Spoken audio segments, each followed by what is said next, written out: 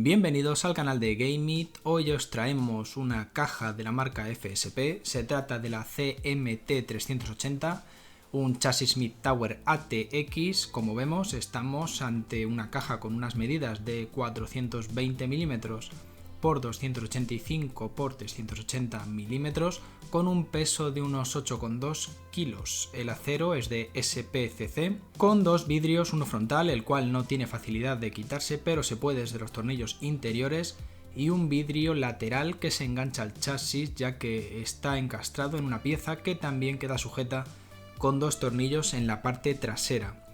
Tiene un diseño de doble cámara para poder ordenar los cables y esconderlos de forma más sencilla. La parte trasera o la zona donde esconderemos estos cables y demás dispone de un tamaño brutal gracias a este diseño característico de este tipo de cajas o de chasis. Además, dispone de una altura considerable para facilitar la disipación, aunque por ejemplo la parte inferior refrigera la parte que da a la placa base y componentes, y para disipar el calor de la PSU o de la fuente de alimentación se realiza por unos agujeros de ventilación en la cubierta del mismo acero SPCC.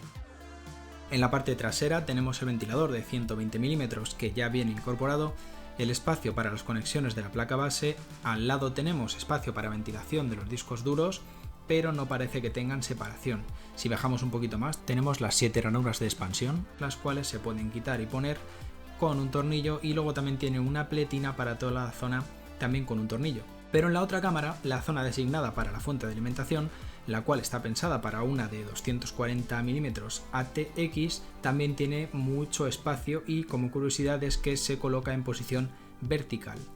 En la zona inferior tenemos 4 zonas de apoyo que finalizan en una protección para evitar rayaduras, y en toda la zona tenemos unas ranuras de ventilación con un filtro de polvo imantado, al igual que en su zona superior.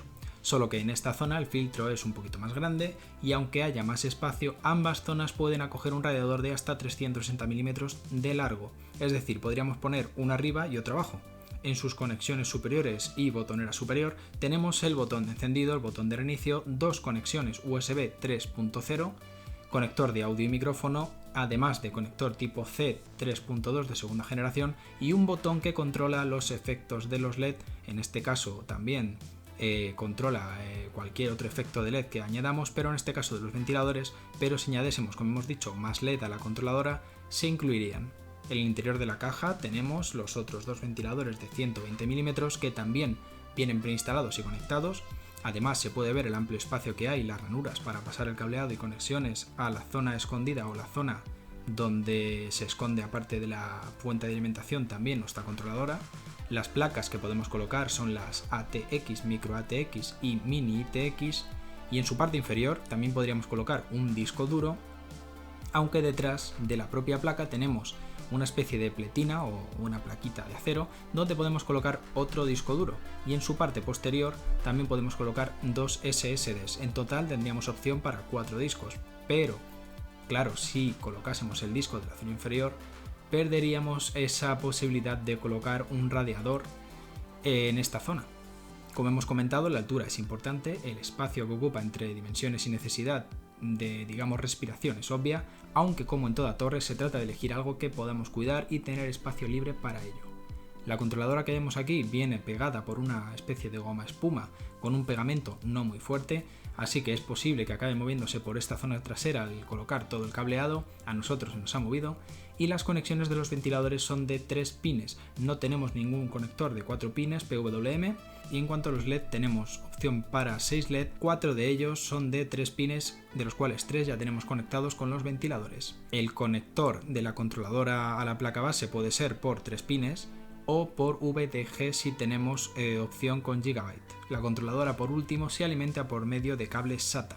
Hemos montado un PC bastante humilde dentro. Tenemos una placa Asus ROG Strix Z390F y un Intel i7 de procesador, con una Nvidia GeForce 2070 RTX 2070 Super, con 4 módulos de 8 GB de RAM Corsair Vengeance, además de un disipador Noctua que casi llega a la altura máxima de 160 mm de altura.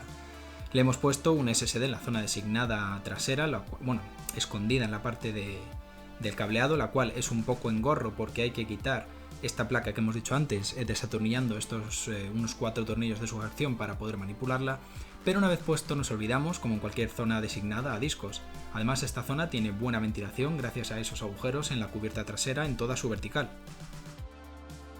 Mientras vemos un poco cómo queda encendido con ese juego de luces y los efectos en distintas zonas al apretar el botón de la parte superior, en cuanto a las conclusiones, como cosas buenas tenemos que es el espacio muy amplio para manipular todo, un montaje sencillo y fácil, bien terminada, el color no es un negro así más sin vida, mate, es como habéis visto tiene brillos, los vidrios le dan una estética seria, pero si nos ponemos a montar dentro cosas con lucecitas y todo esto que tiene el rollo gaming parecerá una feria de noche.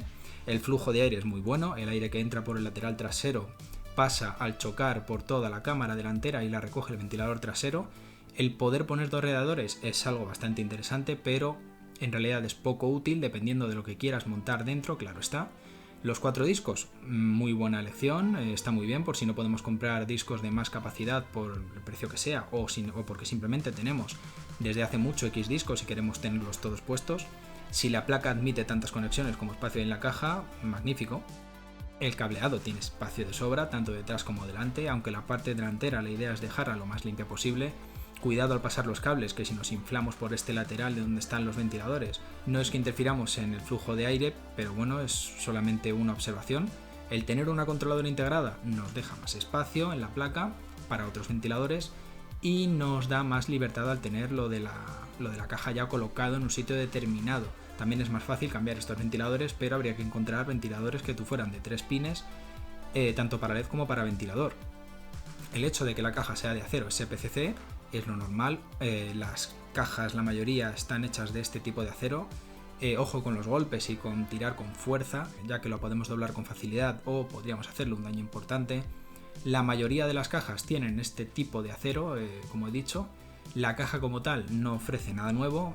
Este modelo de caja, digamos, este tipo de caja es bastante común, existe desde hace tiempo, y esta en concreto de FSP ha salido en agosto del año pasado, por lo que ya pues tiene algunos meses. Podríamos decir que en general es una buena caja, es un buen chasis, salvo por el tema de la controladora que solo admite ventiladores y LED de 3 pines, pero tenemos 4 ventiladores y 6 LED. El diseño es bonito, visualmente queda muy elegante, no hay espacio para el polvo o para partículas en suspensión para que hagan de las suyas, está muy bien construida y muy bien terminada. Y si tenemos un espacio suficiente de anchura que no de altura, porque es bastante más ancha de lo que podría ser este tipo de cajas, es más que apta para cualquier usuario. Eso sí, la altura de 160 mm para el disipador de máxima nos deja con opciones contadas si lo quisiéramos de aire, hablamos del disipador, pero sin problemas si ponemos disipación líquida o una IO. El precio es de unos 100 euros, céntimo arriba, céntimo abajo, ha bajado de precio, aunque también tenemos el modelo en blanco por unos 30 euros menos casi. El precio es el que hay que tener también en cuenta, que es el que está en el mercado. Realmente todas las cajas de este tipo valen más o menos igual. Esto ya depende de la marca que te guste, porque estas Mid Tower, como he dicho, en otros fabricantes ya existen, y aún así FSP tampoco es un cualquiera. Vale la pena el vistazo que le hemos dado y todo lo que le hemos curioseado. Esperamos que toda esta información os ayude, sois libres de darnos like o suscribiros, que nos ayuda a traer más hardware y novedades para vosotros. Gracias por verlo hasta el final y gracias por estar ahí. Un saludo.